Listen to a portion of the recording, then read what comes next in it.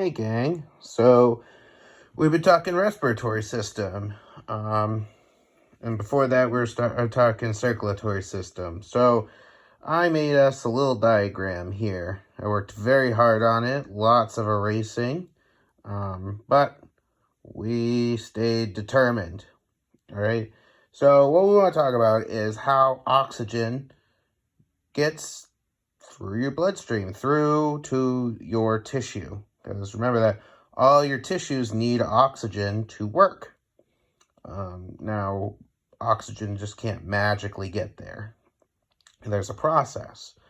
So, here's how. Your lungs and your heart work in tandem to do it. All right? So, where to begin? We don't know because it's a circuit. Okay?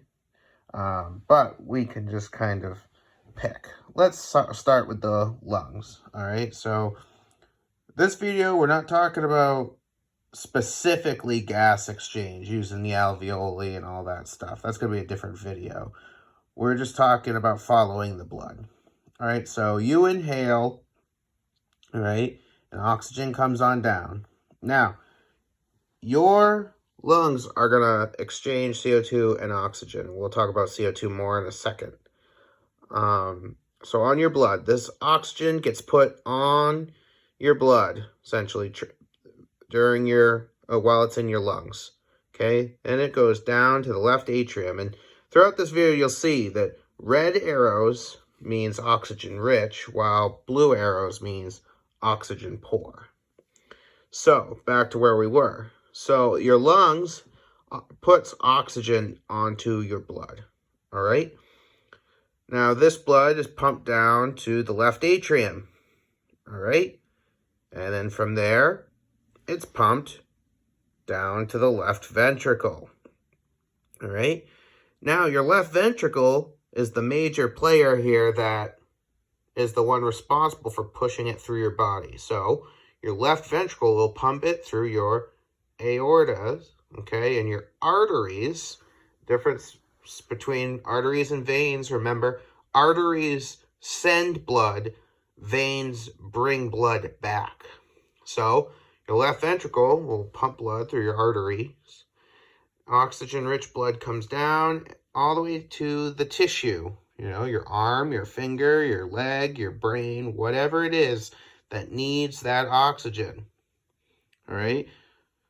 Now, while it's there, your tissue has a bunch of CO2 that it wants to get rid of. It needs oxygen, so it's going yum, yum, yum, eating all that oxygen. Now, it has all this CO2, this waste that it wants to get rid of. So, it uses your blood. Your blood is a perfect transport system for both of those. So, while it takes the oxygen, it takes its old CO2, its waste, and it puts it on that blood that's going out. Now, that blood is oxygen poor and CO2 rich, okay? And again, these are veins. Veins send blood back up to the heart and the lungs, okay? So, we follow this oxygen poor blood, and it goes all the way up to the right atrium, okay? The right atrium will pump that poor blood to the ventricle, and then the ventricle will pump it all the way up to the lungs.